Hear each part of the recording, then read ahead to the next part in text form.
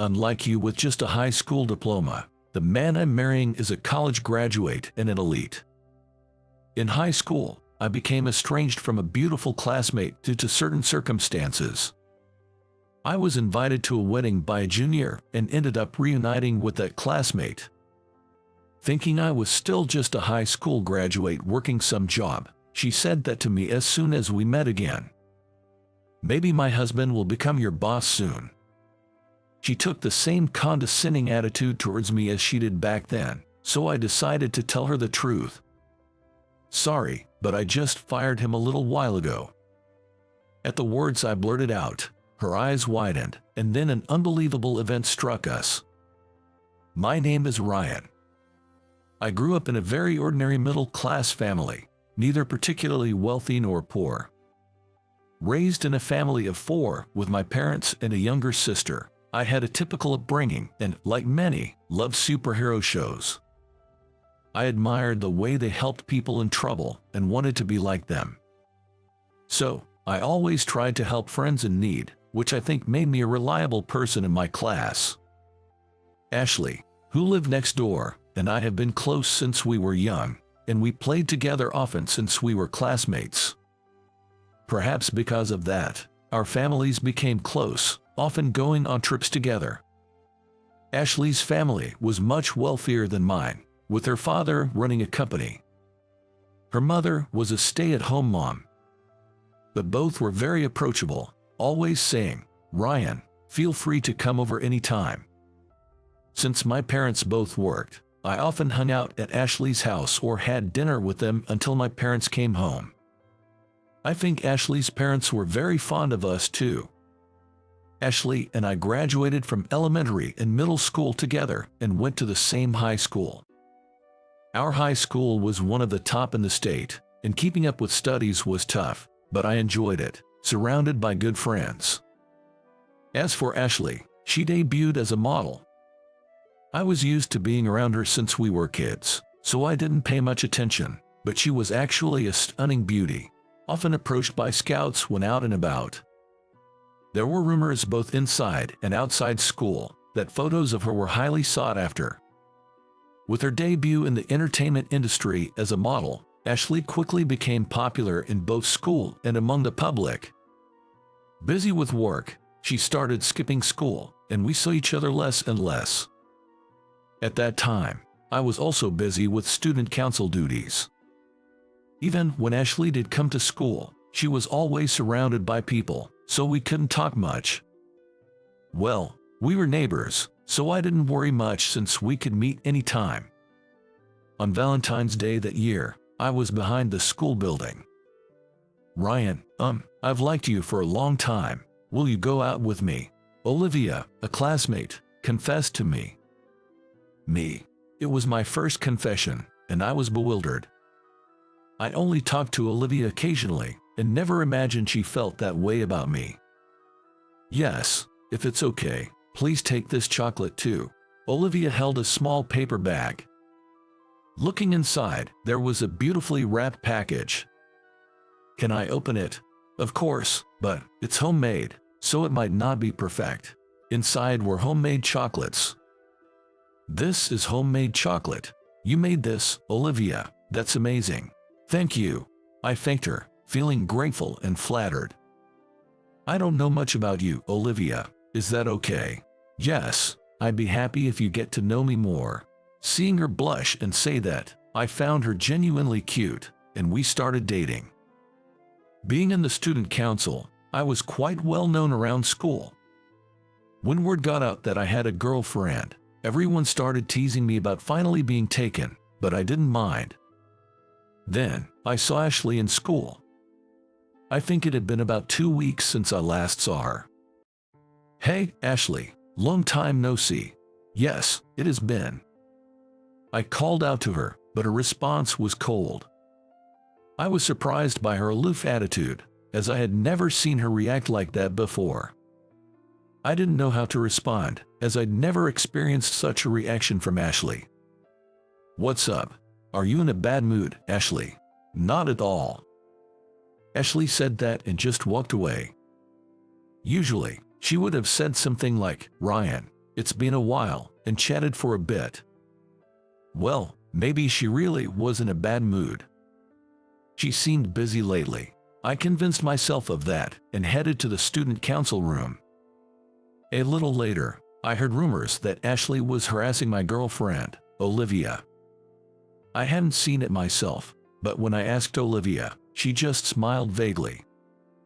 This reaction, does it mean it's true?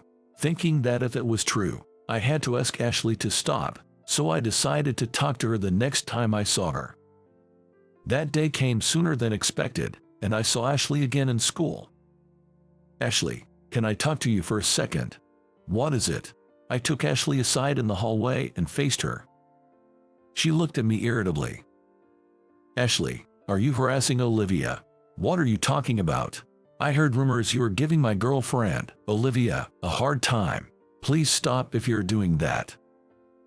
"Ryan, you think I would do something like that?" "I don't think you would, but if you're doing something that could be misunderstood." "I haven't done anything." "I know, but you've been acting strange towards me lately." "Ryan, you don't understand anything." "What? You believe rumors over me, who's been with you all this time?" "Fine, think whatever you want." "What's that supposed to mean?" With that, Ashley turned her back on me and ran off. Since then, Ashley and I stopped talking to each other, and our relationship turned sour. Dad has debt. One day, suddenly, my dad was burdened with a large debt. Jer, my friend, skipped town. My name was on the loan as a guarantor, so now they're coming after us. I couldn't say anything more to my exhausted father. No wonder he had been coming home late recently. He had been working night shifts at a supermarket after his day job. My mom was also working an office job during the day and at a bar at night. At first, they didn't want to trouble us, so they kept the debt a secret, trying to pay it off themselves. But you know, day by day, they started coming home later and looked so worn out. So, my sister and I finally asked them, "What's happening? We want to know the truth." Finally, they decided to tell us. "I'll get a part-time job too," I said without hesitation. I couldn't let my parents struggle anymore. "But Ryan, your studies. Right now, this is more important. Let's work together and pay off the debt quickly." "I'm gonna get a part-time job too." My younger sister said this, but since she was still in middle school, it wasn't really practical for her to work. So our parents and I opposed the idea. "All right, I get it. Then, as soon as I graduate from middle school, I'll start working. I'll aim for a high school that allows part-time jobs," she declared determinedly. My parents and I were nearly moved to tears by her resolve. "I'm really sorry for being such an unreliable father." "What are you talking about? It's not your fault. Let's all work together and do our best," Mom encouraged. "Jer, let's give it our all, together." Our family gathered in a huddle, encouraging each other. Looking back, it was kind of a strange mood at the time, I think. And that's when I decided I wanted to become someone who could help people in trouble in times like these. I resolved to become a lawyer. The next day, I found a part-time job and began a busy life juggling school, student council, and work. Working all day on weekends, I had less and less time to spend with my girlfriend, Olivia. I felt bad about it, but paying off the debt was my top priority, so I just texted her, "Right now, there's something I need to prioritize over spending time with you." She replied, "I understand. Thank you for everything up until now." And so, we chose to go our separate ways. Even after that, I continued to live a whirlwind life, and before I knew it, I was almost in the summer of my senior year of high school. It was time to seriously decide on the college I wanted to attend. But I was really struggling with this decision. Since that day, I had set my sights on becoming a lawyer, but my dad's debt wasn't fully paid off yet. Could I really handle studying and working if I went to college now? Or should I wait until next year to go to college? Honestly, I can enroll in college anytime. So maybe shouldn't I first work right after high school and pay off all the debt before thinking about college? Yes, I should get a job first. With that in mind, I decided to talk to my high school career counselor the next day. I explained everything to the counselor without holding back and said I wanted to work. Got it, we'll try to find you a job with the best possible conditions. Let's work hard, the counselor encouraged. After talking to the counselor, I explained the same thing to my parents, and they understood my decision to work. Especially my dad, who said, "I'm really sorry, but this is a big help, thank you." In our top-ranking high school in the state, very few students opted for employment, and there were only 3 of us, including me, in the school's job seminar for those wanting to work. "Ryan, why are you choosing to work?" asked a classmate who was also looking to get a job. "I have my reasons," I said vaguely. I had no intention of revealing my dad's debt situation. That day, after school and my part-time job, I arrived home late at night to find someone calling out Ryan outside the house. There was Ashley, seemingly having rushed out of her house, wearing something like pajamas. "Hey, Ashley, what's up? Dressed like that? Never mind that. Is it true you're not going to college? That you'll work right after high school?" "Yeah, I'm going to work instead of college for now." "Why would you give up on college?" "It's not giving up, just choosing to work for now. But you won't earn as much as a college graduate if you work with just a high school diploma," Ashley interrupted. "With your grades, you could aim for a public university, even get a scholarship. Why make such a hasty decision to work? Are you running away from exams?" Her words just like that irked me. It wasn't a hasty decision. I had agonized over it and made a considered choice. Nor was it running away. I planned to go to college later, and I considered job hunting as challenging as college entrance exams. I didn't decide this easily. I really struggled before making this choice. "And it's none of your business, Ashley," I said somewhat dismissively. Ashley looked hurt by my response. "Oh, right, it's none of my business. Fine, I don't care anymore," she yelled and then went back to her house. After that, I successfully found employment at a local company. Ashley, meanwhile, got accepted into a prestigious university and became known as a beautiful model genius who got into a top university.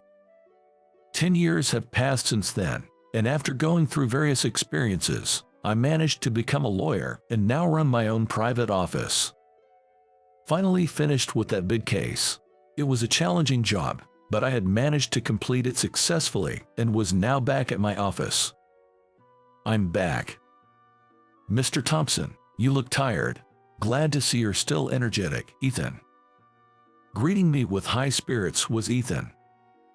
He's a junior lawyer who followed me when I started my own law firm, saying, "Ryan, please take me with you. I want to work under you." He's a bright and energetic guy who looks up to me, so I'm quite fond of him. "Mr. Thompson, do you have a moment?" As I was tidying up some documents, Ethan approached me, more serious than usual. Usually, when he's like this, he's either broken some office equipment or upset a client.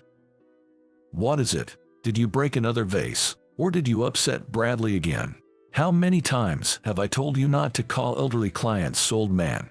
"No, it's not that. Sure, Bradley did say to me, 'I find your attitude offensive. Don't ever appear before me again.' But that's not it." "Oh, he did say that." "Actually, well, I'm getting married," Ethan said nervously. "Wow, congratulations. I never expected my younger colleague Ethan to beat me to marriage, but it's genuinely a happy occasion. I've been single for nearly 10 years. So I can't help but feel a bit envious." "Is she the slightly older girlfriend you mentioned? You said she's really beautiful." "Yes, she's a former model and the daughter of a company president. We're planning a grand wedding, and I was wondering if you could give a speech, Mr. Thompson." "Of course, I'd be honored," I enthusiastically agreed, patting Ethan's shoulder. I knew Ethan had a girlfriend, but I remembered him saying, "She's way out of my league. Honestly, I'm struggling to keep up with her." As much as I care for my colleague, I don't like to meddle in his personal life, so I've always just responded with, "That sounds tough." That day, I said to Ethan, "This is to celebrate your wedding," and took him out to a bar. We had a blast, eating and drinking a lot, all on me. Today, about 6 months later from that day, was the day of Ethan's wedding. There's something I've been aware of for a while now. I realized it when I received the wedding invitation from Ethan. His bride-to-be is someone I know. And about what's going to happen today. After arriving at the wedding venue and checking in, I encountered the bride as I walked around. "Ryan, it was you, after all." Ashley. Ethan's bride was none other than Ashley, my childhood friend. When Ethan handed me the wedding invitation, I was shocked to see a familiar name under the bride's side. I remembered Ethan mentioning his girlfriend was a slightly older former model and daughter of a business magnate. When I heard Ethan's boss's name, it sounded so familiar. I was surprised. Ashley said. "Me too." Ashley and I hadn't spoken or even seen each other since that day 10 years ago when she criticized my decision not to go to college. "By the way, Ryan, as Ethan's senior, does that mean you're a lawyer now?" "Jay, that's right." "How did someone like you, who just finished high school, become a lawyer?" "You didn't just claim it without any basis, right? You didn't, pay for your qualification, did you?" "No way. I passed the exam fair and square and have the proper qualifications. I run my own law office now, and Ethan works there too. It'd be ridiculous if I, the director, didn't have a law license." Ashley still seemed skeptical. "Unlike you, a high school graduate. My husband-to-be Ethan is a graduate from the same prestigious university as me. An elite with a college degree. Soon, he'll be the director of your office." Ashley looked down on me as she said that, but I decided to enlighten her about a future that wasn't going to happen. "Sorry, but as for Ethan, I just fired him from our office." At the words I blurted out, Ashley was dumbfounded. "What? And you two aren't officially married yet, right? You might want to reconsider that." Leaving Ashley stunned behind, I decided to head back to the venue. Ashley, now retired model, was working as a secretary in her parents' company. She had invited many acquaintances from her modeling days to the wedding, making it quite a lively event. The wedding went off without a hitch, and Ashley and Ethan exchanged vows before God. Ashley looked stunning in her wedding dress, and Ethan was very dapper in his white tuxedo. With the wedding ceremony over, it was time for the reception. I was sitting at the reception venue, but the reception wasn't starting. The scheduled start time had already passed. The venue started to buzz with whispers, and guests began asking, "Has something happened?" The person who took the microphone was Ashley's father. He's a man I know quite well. "Ladies and gentlemen, I regret to inform you due to unforeseen circumstances, we have to cancel the reception. I apologize for the inconvenience. The meals prepared for today will be served, so please enjoy." After speaking quickly, he hurriedly left the venue.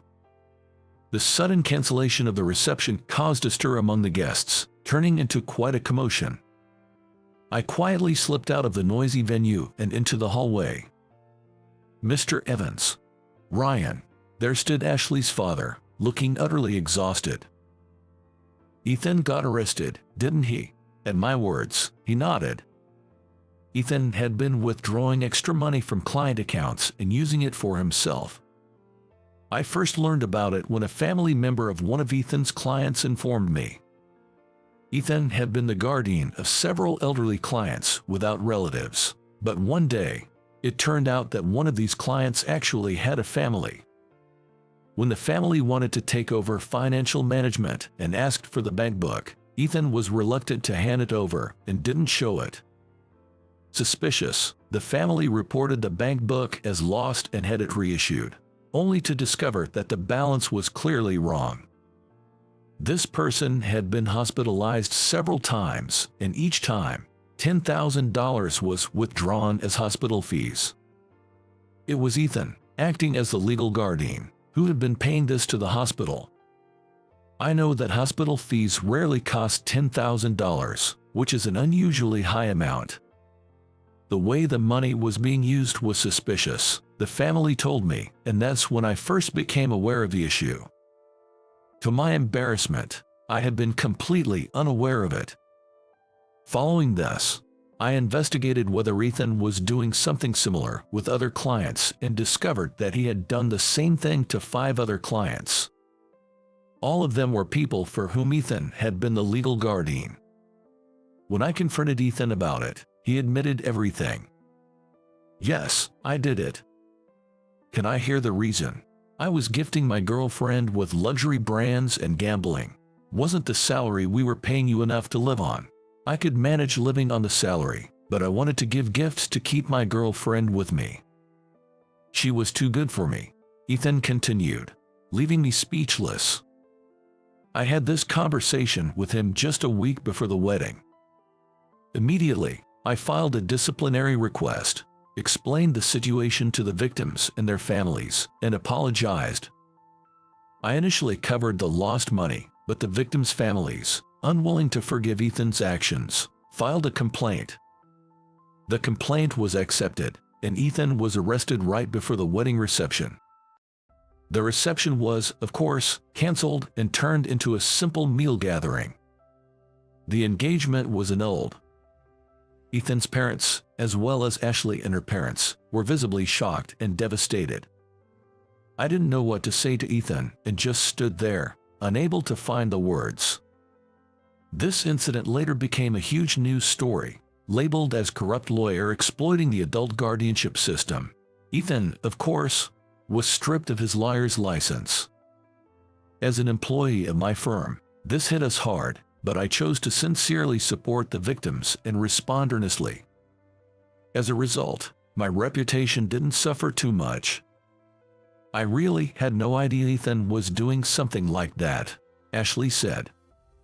"Me neither. I was completely unaware," I replied. A few days later, Ashley visited my office. She came holding a bag filled with a large sum of money. Ashley handed it over to me. "What's all this money for?" I asked, surprised what was inside.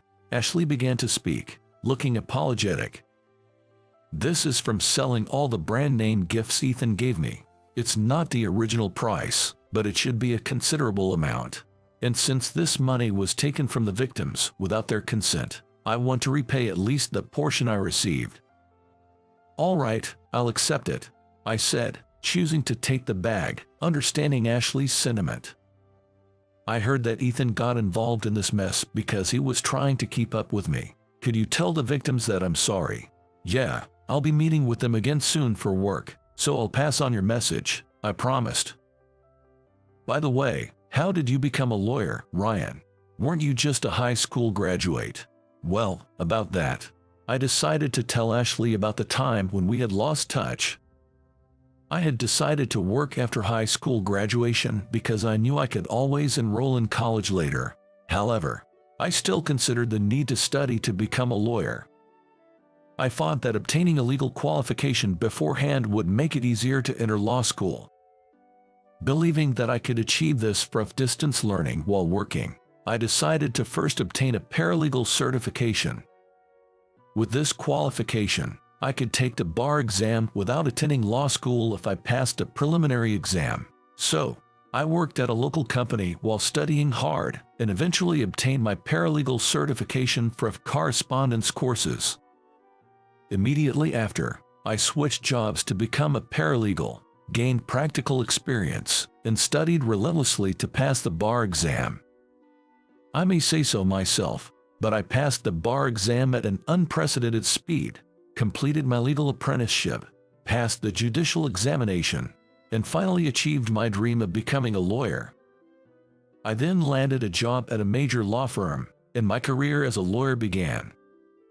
By that time, my father's debt had been reduced to a small amount, and as a result of our family's combined efforts, it was fully repaid.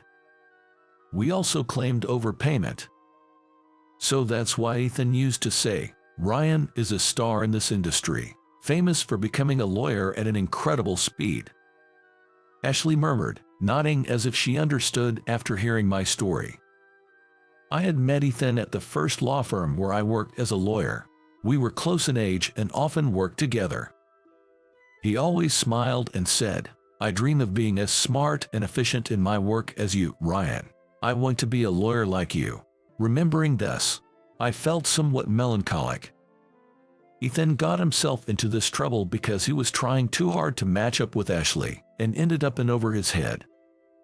I guess I was really out of her league, Ethan said with a sad smile, a memory that came back to me. Since then, Ashley and I started to keep in touch, and we occasionally went out for meals. Our conversations were mostly about our recent updates and memories from our high school days. I didn't know your father had become a guarantor for a loan. If you had told me, maybe my father could have helped. There's no way I could have asked your family for that. Even if they had lent us money, we would have made sure to pay it back in full, I replied. Yeah, your family was always very honest, Ashley said with a smile.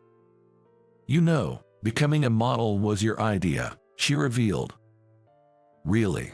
At the high school festival, remember the fashion show where the home economics club made outfits?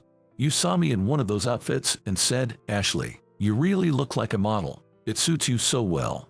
Maybe this glamorous world is meant for you. That's why I decided to give modeling a try. I don't remember that at all, I thought, but I figured Ashley probably realized I didn't remember. And about the rumor that I harassed your girlfriend in high school, that was completely false. Oh, right, that rumor. So it was false.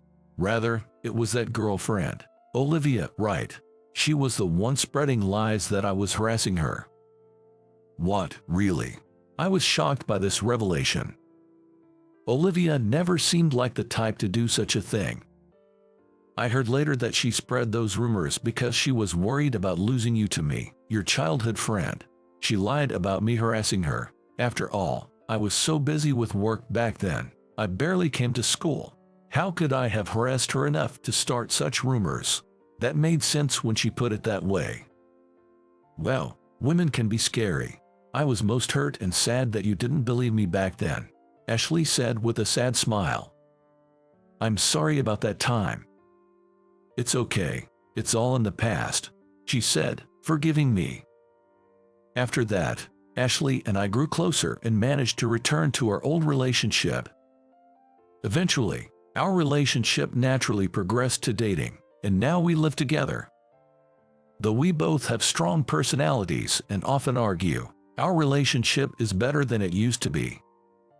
And today is Ashley's birthday. I plan to surprise her with a marriage proposal. After having dinner at a restaurant with a beautiful night view, we decided to stay at a hotel. I went to the room where Ashley was waiting, holding a bouquet of 108 roses.